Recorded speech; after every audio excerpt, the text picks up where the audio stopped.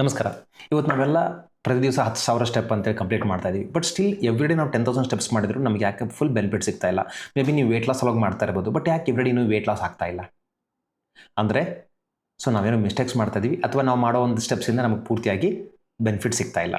ಓಕೆನಾ? ಈ 10,000 ಸ್ಟೆಪ್ಸ್ನ ಯಾವ ಥರ ಸೈಂಟಿಫಿಕ್ ವೇದಲ್ಲಿ ಪರ್ಫೆಕ್ಟಾಗಿ ಮಾಡಬೇಕು ಅನ್ನೋದನ್ನು ನಾನು ಡೀಟೇಲಾಗಿ ನಿಮಗೆ ಇಲ್ಲಿ ಎಕ್ಸ್ಪ್ಲೇನ್ ಮಾಡ್ತೀನಿ. ನೋಡಿ, 10,000 ಸ್ಟೆಪ್ಸ್ ಅಂದ ತಕ್ಷಣ ಲಿಟ್ರಲಿ ಇದು ಒಂದು ಜಪನೀಸಿಂದ ಸ್ಟಾರ್ಟ್ ಆಗಿರುವಂಥದ್ದು. ಲೈಕ್ 10,000 ನಂಬರ್ ಒಂದು ಪರ್ಸನ್ ವಾಕ್ ಮಾಡೋ ಥರ ಕಾಣುತ್ತಂತೆ. ಹೀಗಾಗಿ ಅದನ್ನು ಒಂದು ಪ್ಯಾಷನ್ ನಂಬರ್ ಆಗಿ 10,000 ಮಾಡಿದರೆ ಇಟ್ಸ್ ವೆರಿ ಗುಡ್. ಲೈಕ್ 10,000 ನೀವು ಸ್ಟೆಪ್ಸ್ ಪ್ರತಿ ದಿವಸ ಮಾಡಿದ್ರೆ 100% ಹೇಳ್ತೀನಿ ನಮಗೆ ಒಳ್ಳೆ ಹೆಲ್ತ್ ಸಿಗುತ್ತೆ. ಆದರೆ ಈ 10,000 ಸ್ಟೆಪ್ ಏನು ಮಾಡ್ತೀವಿ ಅಂತಂದರೆ ನಾವು ಲೈಕ್ ಎಕ್ಸಾಂಪಲ್ ಬೆಳಗ್ಗೆ ಎದ್ದ ತಕ್ಷಣ ಹೋಗ್ಬಿಟ್ಟು 10,000 ಸ್ಟೆಪ್ಸ್ ಮಾಡಿ ಬಂದು ಕುತ್ಕೊಂಡ್ಬಿಡೋದು. ಆಮೇಲೆ ಎಂಟೈರ್ ಡೇ ಬೆಳಗ್ಗೆಯಿಂದ ರಾತ್ರಿವರೆಗೂ 1,000 ಸ್ಟೆಪ್ಸ್ನು ಕಂಪ್ಲೀಟ್ ಮಾಡೋಕ್ಕಾಗಲ್ಲ. ಈ ಥರ ಮಾಡಿದಾಗ ನಮಗೆ ಹೆಲ್ತ್ ಬೆನಿಫಿಟ್ ಸಿಗಲ್ಲ. ಹಾಗಾದರೆ ಈ 10,000 ಸ್ಟೆಪ್ನ ಯಾವ ಥರ ಮಾಡಬೇಕು? ವೆರಿ ಸಿಂಪಲ್ ಎಕ್ಸಾಂಪಲ್, ನೀವು ಬೆಳಗ್ಗೆ ಎದ್ದಾಗ ನಡ್ಕೊಂಡು ರಾತ್ರಿ ಮಲಗೋವರೆಗೂ ನೀವು 10,000 ಸ್ಟೆಪ್ಸ್ ಮಾಡಿದ್ರೆ 100% ಹೇಳ್ತೀನಿ ನಿಮ್ಮ ಹೆಲ್ತಲ್ಲಿ ಸಾಕಷ್ಟು ಚೇಂಜಸ್ ಆಗುತ್ತೆ, ಸಾಕಷ್ಟು ಇಂಪ್ರೂವ್ಮೆಂಟ್ ಆಗುತ್ತೆ. ಇವನ್ ನಿಮಗೆ ಇದು ವೇಟ್ ಲಾಸ್ಗೆ ಹೆಲ್ಪ್ ಮಾಡುತ್ತೆ. ಅಂದರೆ ಎಂಟೈರ್ ಡೇ ನಿಮ್ಮ ಬಾಡಿನ ಆ್ಯಕ್ಟಿವ್ ಇರಲಿಕ್ಕೆ ಹೆಲ್ಪ್ ಮಾಡುತ್ತೆ. ಎಂಟೈರ್ ಡೇ ಬಾಡಿಲಿ ಮಸಲ್ ಮೂವ್ಮೆಂಟ್ ಆಗ್ತಾ ಇರುತ್ತೆ, ಬ್ಲಡ್ ಸರ್ಕ್ಯುಲೇಷನ್ ಆಗ್ತಾ ಇರುತ್ತೆ. ಹಾಗಾಗಿ ಇದನ್ನು ನೀವು ಫಾಲೋ ಮಾಡೋದ್ರಿಂದ ಫಸ್ಟ್ ಹೆಲ್ಪ್ ಆಗೋದು ನಿಮ್ಮ ಹಾರ್ಟ್ ಹೆಲ್ತಿಗೆ. ಓಕೆನಾ? ಇವನ್ 10,000 ಅಲ್ಲ, ಬರೀ ನೀವು 7,000 ಮೇಲೆ ಏನು ಕ್ರಾಸ್ ಮಾಡಿದ್ರು ನಿಮ್ಮ ಹಾರ್ಟ್ಗೆ ಒಂದು ಒಳ್ಳೆ ಹೆಲ್ತ್ನ ನೀವು ಕೊಟ್ಟಾಗ್ತೀರಾ. ಹಾಗಾಗಿ ಎಂಟೈರ್ ಡೇ 10,000 ಸ್ಟೆಪ್ಸ್ನ ಕಂಪ್ಲೀಟ್ ಮಾಡೋದು ಫಾಲೋ ಮಾಡಿ. ಹಾಗಾದರೆ ನಮಗೆ ಜಿಮ್ ಹೋಗೋಕ್ಕಾಗಲ್ಲ, ಎಕ್ಸರ್ಸೈಸ್ ಮಾಡೋಕ್ಕಾಗ್ತಾಯಿಲ್ಲ, ಬಟ್ ನಾನು ಎವ್ರಿಡೇ ನಾನು ವಾಕ್ ಮಾಡ್ತೀನಿ ಅಂದಾಗ ವೆರಿ ಗುಡ್, ತಪ್ಪಿಲ್ಲ. ಎವ್ರಿಡೇ ವಾಕ್ ಮಾಡಿ. ಬಟ್ ವಾಕ್ ಮಾಡೋದನ್ನ ಎಕ್ಸರ್ಸೈಸ್ ಅಂತ ಕನ್ಸಿಡರ್ ಮಾಡ್ಕೊಬೇಡಿ, ಇದೊಂದು ಆಕ್ಟಿವಿಟಿ.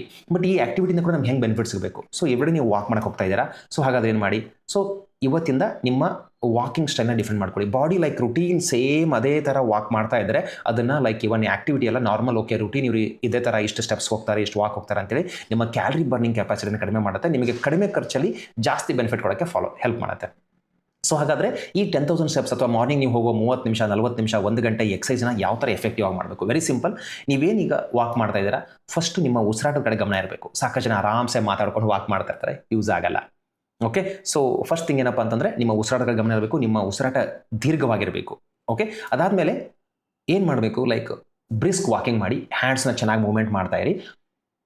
ಲೈಕ್ ಫಾಸ್ಟಾಗಿ ವಾಕ್ ಮಾಡೋದು, ಇಮಿಡಿಯೇಟ್ಲಿ ನೆಕ್ಸ್ಟ್ ಏನು ಮಾಡೋದು ಅಂದರೆ ಸ್ಲೋ ವಾಕ್ ಮಾಡೋದು. ಓಕೆ, ಅದಾದಮೇಲೆ ನಿಮಗೇನು ಜಾಯಿಂಟ್ಸ್ ಪೇನ್ ಆ ಥರ ಏನೂ ಇಲ್ಲ ಅಂತಂದರೆ ನಿಧಾನಾಗಿ ಜಾಗ್ ಮಾಡೋದು. ಲೈಕ್ ಜಾಸ್ತಿ ಜೋರಾಗೂ ಬೇಡ, ನಿಧಾನಾಗಿ ಜಾಗ್ ಮಾಡೋದು.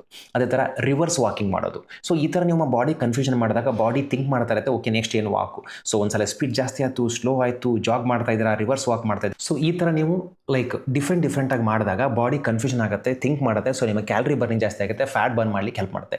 ಅದೇ ಥರ ನೀವು ನಿಮ್ಮ ಹತ್ರ ಎಲ್ಲಾದರೂ ಲೈಕ್ ಸ್ಟೆಪ್ಸ್ ಇದ್ದರೆ ಅವತ್ತಿನ ದಿವಸ ಏನು ಮಾಡಿ, ಲೈಕ್ ಒಂದು 10 ಸ್ಟೆಪ್ಸ್ನ ಹತ್ತೋದು ಮತ್ತು ಇಳಿಯೋದು, ಇಳಿಯೋದು, ಈ ಥರ ಮಾಡಿದಾಗ ಕೂಡ ನಿಮಗೆ ಆಕ್ಟಿವಿಟಿ ಕನ್ವರ್ಟ್ ಆಗುತ್ತೆ. ಓನ್ಲಿ ಥಿಂಗ್ ಇದೆಲ್ಲ ಮಾಡಬೇಕಾದ್ರೆ ನೀವು ಕನ್ಸಿಡರ್ ಮಾಡ್ಕೋಬೇಕು, ಲೈಕ್ ನಿಮ್ಮ ಜಾಯಿಂಟ್ಸ್ ಪೇನು, ಬೇರೆ ಏನಾದರೂ ಪ್ರಾಬ್ಲಮ್ಸ್ ಇದ್ದರೆ ದಯಮಾಡಿ ಅದನ್ನು ನೋಡ್ಕೊಂಡು ಮಾಡ್ಕೋಬೇಕು. ಅದೇ ಥರ ಡೇಯಲ್ಲಿ ಯಾವ ಥರ ನಾವು 10,000 ಸ್ಟೆಪ್ಸ್ನ ಕಂಪ್ಲೀಟ್ ಮಾಡೋದು? Very simple. ಲೈಕ್ ಬೆಳಗ್ಗೆ ಎದ್ದಾಗಿಂದ ರಾತ್ರಿವರೆಗೂ ನಾವು 10,000 ಸ್ಟೆಪ್ಸ್ನ ಕಂಪ್ಲೀಟ್ ಮಾಡಿದ್ರೆ 100% ನಿಮ್ಮ ಹಾರ್ಟ್ ಹೆಲ್ತ್ಗೆ ತುಂಬಾ ಒಳ್ಳೆಯದು. ಏನು ಮಾಡ್ತೀವಿ ನಾವು?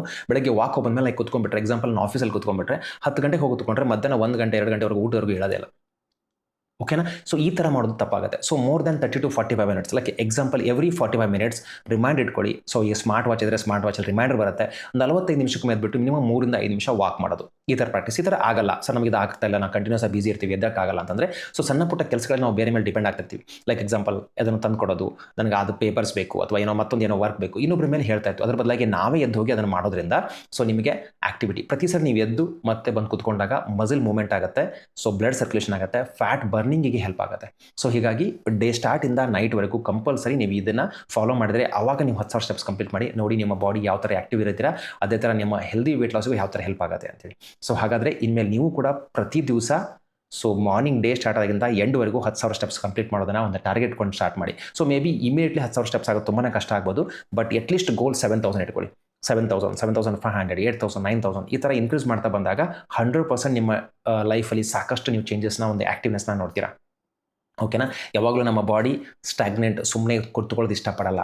ಮೂವ್ಮೆಂಟ್, ಯಾವುದೇ ವಸ್ತುಗಾದ್ರೂ ಮೂವ್ಮೆಂಟ್ ಇದ್ದಾಗ ಅದು ಹೆಲ್ದಿಯಾಗಿರುತ್ತೆ, ಚೆನ್ನಾಗಿರುತ್ತೆ.